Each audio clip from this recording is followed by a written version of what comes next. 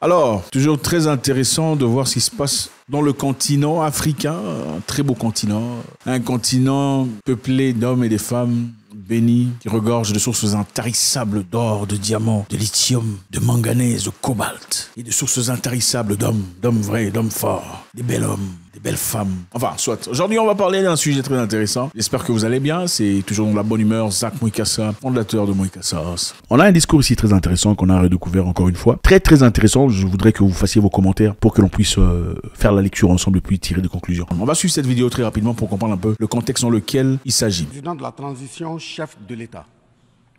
Recevez les salutations fraternelles du peuple et du gouvernement du Burkina Faso. Au nom du peuple burkinabé, je m'incline respectueusement sur la mémoire des grands leaders dans le monde qui ont fait rêver et espérer d'une société humaine juste et équitable à travers leur engagement, détermination et esprit de sacrifice. Je cite notamment Fidel Castro de Cuba, Patrice Émeric Lumumba du Congo, Modibo Keïta du Mali, Ruben Unyobé et Félix Moumié du Cameroun, Sylvanus Olympio du Togo, Che Guevara de l'Argentine, Martin Luther King et Malcolm X des États-Unis d'Amérique, Nelson Mandela de l'Afrique du Sud, Jomo Kenyatta du Kenya, Amilcar Cabral de la Guinée-Bissau et des îles Cap-Vert, Marianne Ngouabi du Congo-Brazzaville, le capitaine Noël Isidore Thomas Sankara du Burkina Faso, etc. Ces leaders ont été pour la plupart exécutés de façon violente et d'autres assassinés à travers le feu des prisons et des empoisonnements. Leur seul crime a été pour chacun d'eux l'incarnation des rêves, des ambitions, de l'espoir des peuples meurtris, violés, violentés et pillés. Monsieur le Président, ma présence à cette tribune honorable des Nations Unies, au nom du Burkina Faso, pays des hommes intègres, n'est pas pour ériger des murs de lamentation.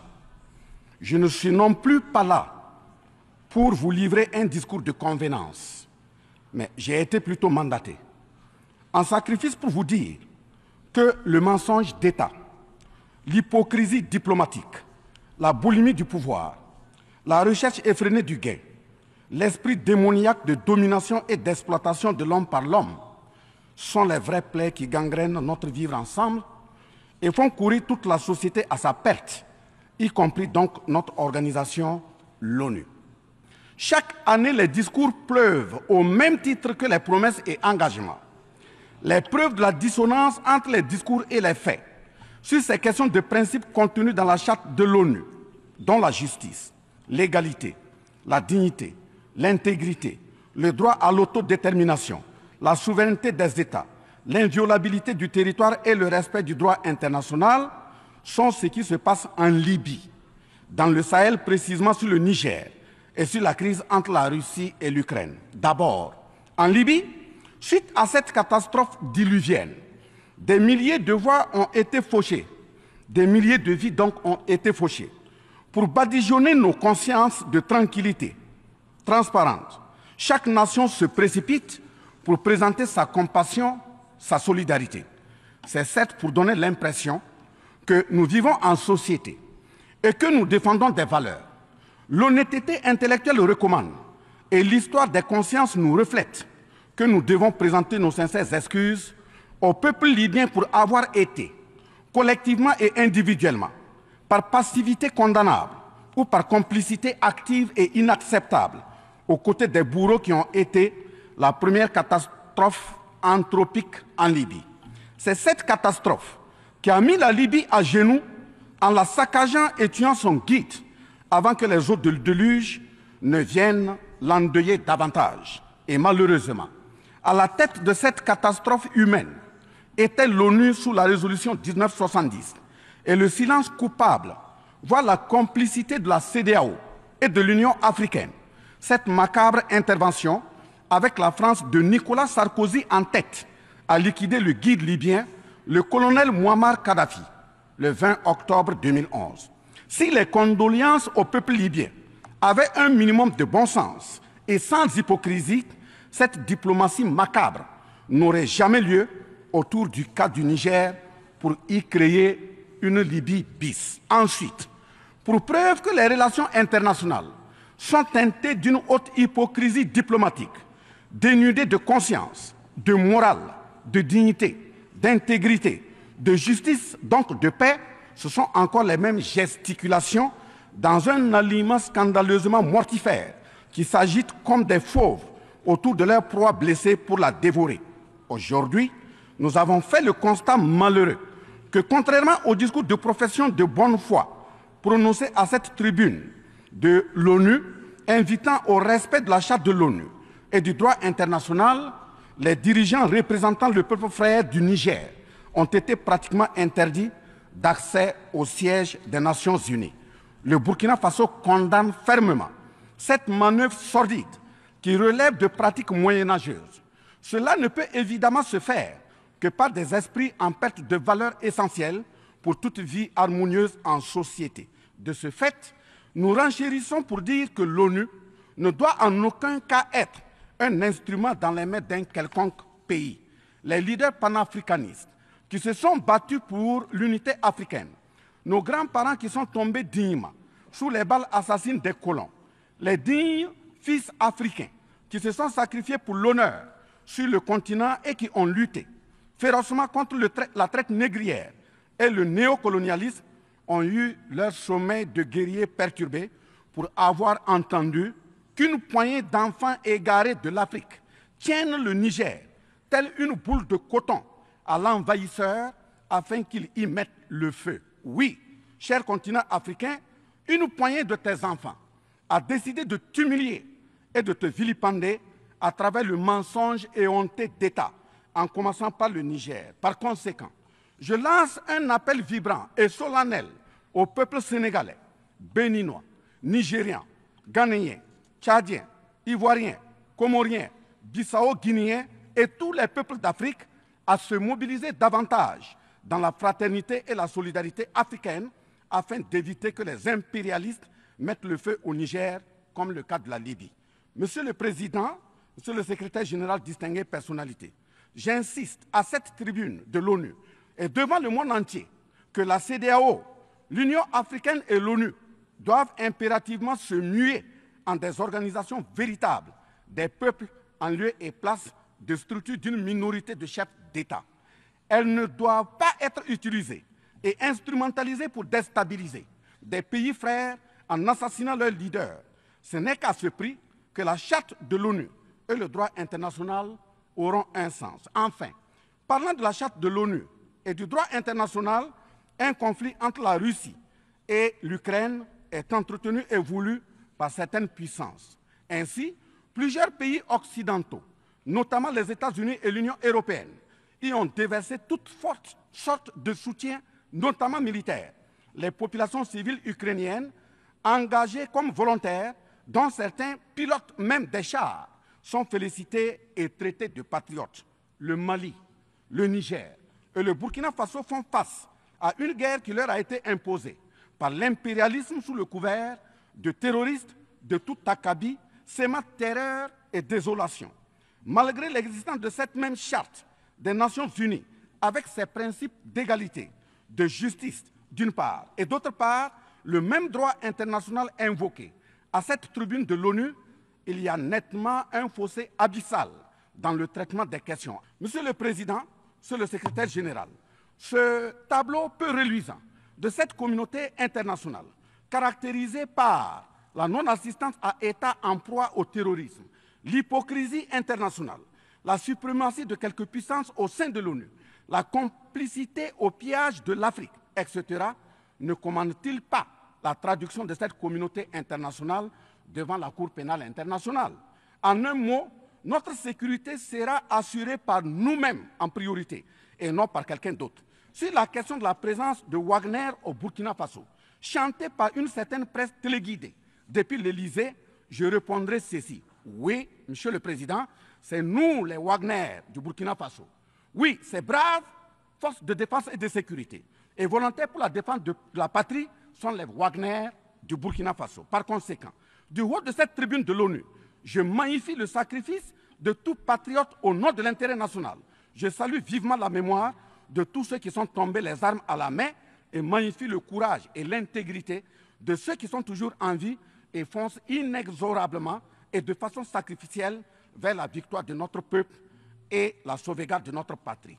Au lieu de nous aider à arrêter cette saignée humaine, ce sont des accusations fallacieuses, des mensonges éhontés d'État, englobés dans une diplomatie d'hypocrisie et des menaces voilées pour nous indiquer des partenaires à fréquenter et des conduites à tenir. Nous disons non.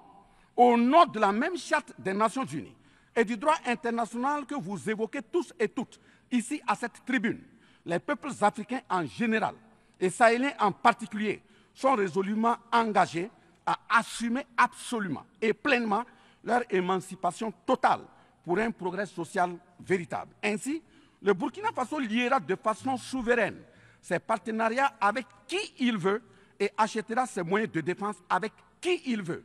Qu'un pays s'appelle Russie, Iran, Turquie, Azerbaïdjan, Cuba, Nicaragua, Corée du Nord, le Burkina Faso y achètera et y vendra librement ses produits sans intermédiaire, encore moins une autorisation de qui que ce soit. Et cela advienne que pourra. Monsieur le Président, Monsieur le Secrétaire général, parlant toujours d'hypocrisie et de mensonges d'État, dans cette question de lutte contre le terrorisme, en général et dans le Sahel en particulier, voici d'autres faits que vous n'ignorez certainement pas, et j'en suis certain. Au Mali, au Niger et au Burkina Faso, il n'y a ni usine de fabrique d'armes, ni de munitions. Qui recrute donc ces terroristes? Qui les entraîne? Qui les dote en permanence? Qui les nourrit et avec quels moyens? Croyez-vous à cette philanthropie au nom de laquelle des Occidentaux vont envoyer leurs militaires au Sahel mourir pour des beaux yeux des Sahéliens?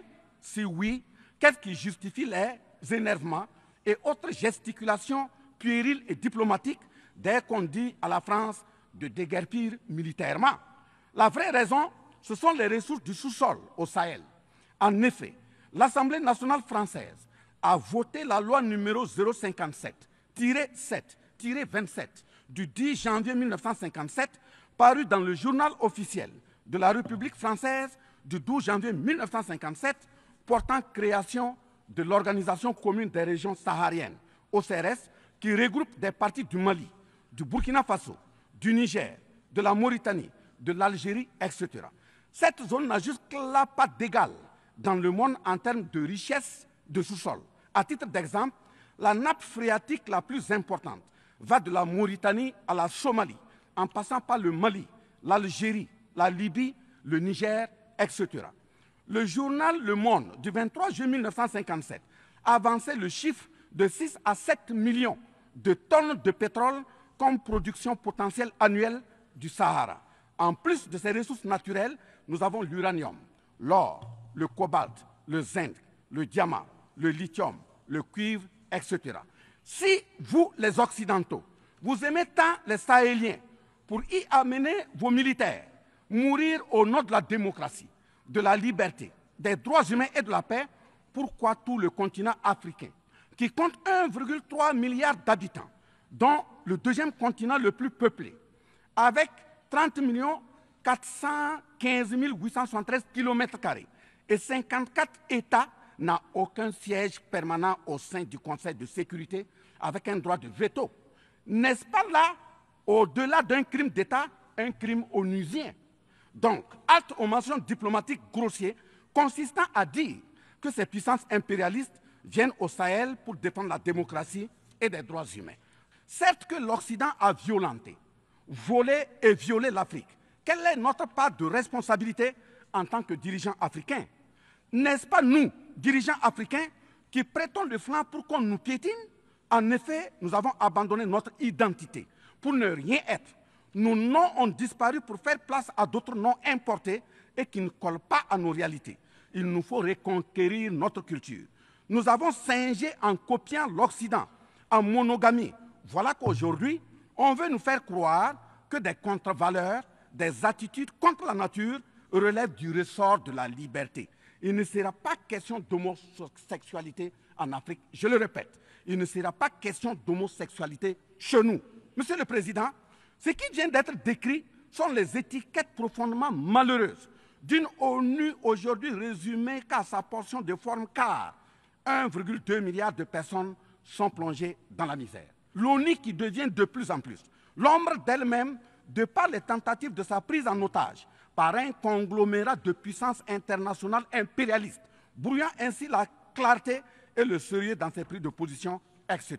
Par conséquent, les peuples africains en général, et sahéliens en particulier, se battront vigoureusement pour que la CEDEAO, l'Union africaine et l'ONU soient des institutions au service véritablement des peuples du monde pour leur profonde émancipation et le progrès social véritable. Parce que ce sont les manquements de ces organisations, leur manque de sincérité, leurs décisions clientélistes et à géométrie variable, la couverture des tripatouillages constitutionnels, avec leur lot de crimes, la promotion de la mauvaise gouvernance, le pillage, la désorganisation sociale et la corruption qui conduisent immanquablement au coup d'État, qui ne sont donc que des conséquences. Traitons donc les causes et les conséquences disparaîtront d'elles-mêmes. Mais si nous continuons avec ce jeu de l'Autriche, à la diplomatie d'hypocrisie, aux mensonges éhontés d'État, aux crimes organisés, au tripatouillage constitutionnel et à la fabrication de l'armée à la tête de nos États africains, même l'ONU risque de ne pas échapper à un coup d'État. À bon entendeur, salut. Bande de mercenaires.